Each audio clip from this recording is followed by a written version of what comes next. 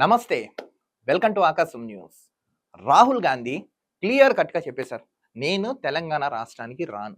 ఎందుకు చెప్పారు రాహుల్ గాంధీ రానని? బీసీ డిక్లరేషన్ నేను చేపిస్తాను, కుల గణన నేను చేపిస్తాను, రైతులకు రుణమాఫీ చేస్తాను, రాష్ట్రాన్ని ఆదుకుంటాను. నెక్స్ట్ ఏదైతే మేము మాటలు ఇచ్చామో అవన్నీ మేము చేసి తీరుతాము. దీనికి 100కి 100% కర్త, క్రియ, కర్మ నేనే ఉంటానని ఎన్నికల ముందు గప్పాలు కొట్టిన కాంగ్రెస్ పెద్దలు రాహుల్ గాంధీ ఎందుకు రావట్లేదు? సమాధానం చెప్పండి. ముచ్చటగా మూడోసారి రాహుల్ పర్యటన రద్దు. కాంగ్రెస్ గవర్నమెంట్ ఏర్పడిన తర్వాత వరుసగా 3 టైమ్స్ ఈయన పర్యటన రద్దు చేసుకున్నారు. ఏమైంది? ఎందుకు రావట్లేదు? భయపడుతున్నారా? ప్రజలు ఏమైనా ప్రశ్నిస్తారని అనుమానం ఉందా?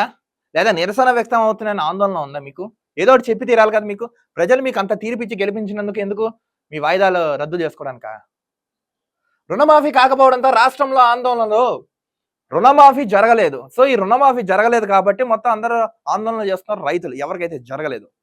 ఇప్పుడు ఈ రుణమాఫీ ఎలా తయారైందంటే చూడండి, ఎగ్జాంపుల్ చెప్తాను. ఇప్పుడు కుటుంబంలో ఇద్దరు అన్నదమ్ములు ఉన్నారనుకోండి, 1, 2. అన్నకు అవుతుంది, తమ్ముడు అవ్వట్లేదు, తమ్ముడు కావలేదు. సో ఇప్పుడు ఈ తమ్ముడు ఎవడైతే ఉన్నాడో అన్నతో కొట్లాటెట్టుకుంటారు. ఇక్కడ ఈ కాంగ్రెస్ వాళ్ళందరూ చేసింది ఏంటి? తెలంగాణ రాష్ట్రం వచ్చిన తర్వాత ఉచిత బస్సు ప్రయాణం అని చెప్పి మహిళలకు, ఆడవాళ్ళకి, మగవాళ్ళ మధ్యన గొడవలు పెట్టారు, అక్కడ కొట్టుకుంటున్నారు. అదొక పాయింట్. ఇప్పుడు రుణమాఫీ అంశం చెప్పి ఇంట్లో అన్నదమ్ముల మధ్య చిచ్చు పెట్టారు. ఇప్పుడు వాళ్ళిద్దరు కొట్లాడుకుంటున్నారు. ఇదంతా కొట్లాడడంగా, ఇది కేవలం కొట్లాడక మాత్రమే పరిమితమయ్యే పథకాల, లేదా నిజంగా వీళ్ళు ఏమైనా చేస్తున్నారా? ప్రతి చోట నిరసన, ఆందోళన. వీళ్ళు చేసిందంటే ఏం లేదు. ఈ 9 నెలల్లో కూడా మాకు అభివృద్ధి అయితే ఏం కనబడలేదు. ముఖ్యంగా కరెంట్ ఉండట్లేదు, వాటర్ రావట్లేదు, రోడ్ వేసే ఫెసిలిటీస్ సరిగ్గా లేవు, లా అండ్ ఆర్డర్ పటిష్టంగా లేదు. ఏ విధంగా అభివృద్ధి చేసింది కాంగ్రెస్ గవర్నమెంట్? ఇప్పుడు చూడండి, వివాదాస్పదంగా మారిన రాజీవ్ విగ్రహం.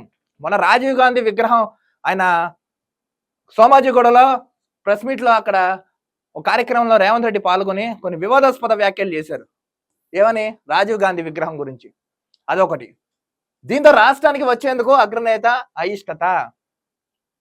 ఇప్పుడు రాహుల్ గాంధీ ఇక్కడ రావడానికి ముఖం చూపించాలంట.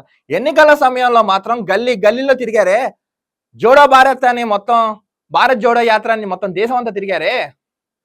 ఎన్నికలు అవ్వకముందు ఒకలాగా, ఎన్నికలు అయిన తర్వాత ఒకలా ఉండడం, ఇది రాజకీయం మాత్రం అనిపించుకోదు. రావచ్చు కదా, సమస్యలు చూడొచ్చు కదా, ప్రశ్నించవచ్చు కదా, వాస్తవాలు ఏంటో అని మీ అభిప్రాయాలు, సలహా సూచన ప్రభుత్వానికి ఇవ్వచ్చు కదా. ఎందుకు రావట్లేదు? నెక్స్ట్, 2 సార్లు ఢిల్లీకి వెళ్ళిన సీఎం రేవంత్ కు దక్కని అపాయింట్మెంట్.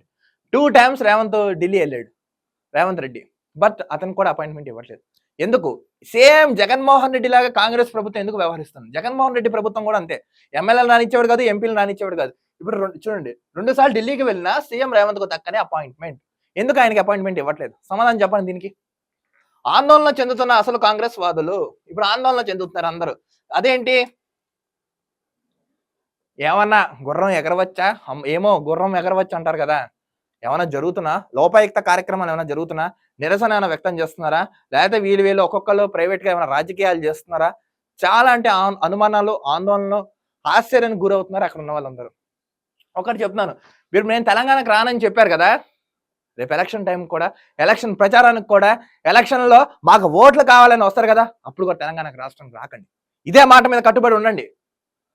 అధికారం రాకముందు ఒకలాగా, అధికారం వచ్చిన తర్వాత ఇలా చేయడం కరెక్ట్ అయితే కాదు. ఇలాంటి పిచ్చి నిర్ణయాలు మానుకోండి.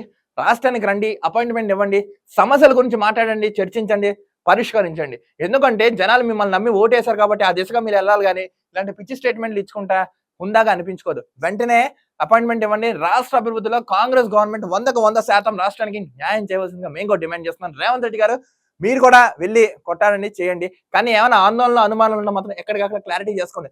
లేదా చివరి క్షణాలలో ఇదొక చిరిగిపోయిన మచ్చల ఈ ప్రభుత్వానికి అయితే మిగిలిపోతుంది. చూస్తూనే ఉండండి ఆకాశం news. This is Dilip signing off.